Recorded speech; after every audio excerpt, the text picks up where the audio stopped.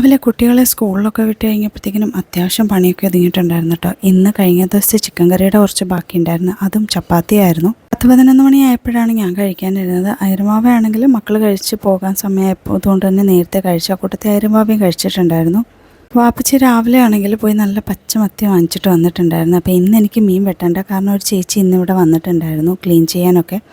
ആ ചേച്ചിയാണെങ്കിൽ മീനൊക്കെ വെട്ടിത്തന്ന ആ സമയം കൊണ്ട് ഞാൻ കുറച്ച് ഓമയ്ക്ക ഉണ്ടായിരുന്നു, അതിൻ്റെ ഒരു പകുതി എടുത്തിട്ട് ഞാൻ തോരത്തിന് വേണ്ടിയിട്ട് എടുത്തു കേട്ടോ.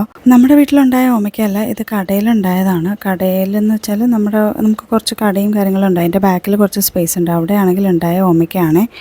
അങ്ങനെ അതൊക്കെ ഒന്ന് കൊത്തിയരിഞ്ഞ് എല്ലാം ഒന്ന് സെറ്റാക്കി എടുത്തു. അപ്പോഴേക്കും ആ ചേച്ചിയാണെങ്കിൽ മീനൊക്കെ വെട്ടി വൃത്തിയാക്കി കൊണ്ടുവന്നേ. മീനിനകത്താണെങ്കിൽ ആ ചേച്ചി തല കളഞ്ഞിട്ടില്ലായിരുന്നു. പൊരിക്കാൻ മോളെ എടുത്തോന്ന് പറഞ്ഞു. അങ്ങനെ ഞാൻ അതൊക്കെ ഒന്ന് പൊരിക്കാനായിട്ട് എടുത്തു വെച്ചു. പിന്നെ നല്ലത് ഇങ്ങനത്തെ പാൽമുളകുണ്ട്. പാൽമുളകാണോ കുടമുളകാണോ, പാൽമുളക് എന്നല്ലേ പറയുന്നത്. ഇത് നന്നായിട്ട് ഉടച്ച് ഞാൻ തോരത്തിൻ്റെ കൂട്ടെടുത്തേ. നല്ല ടേസ്റ്റ് ആയിരിക്കും, നല്ല മണമായിരുന്നു ഞാൻ ഉടച്ചപ്പം.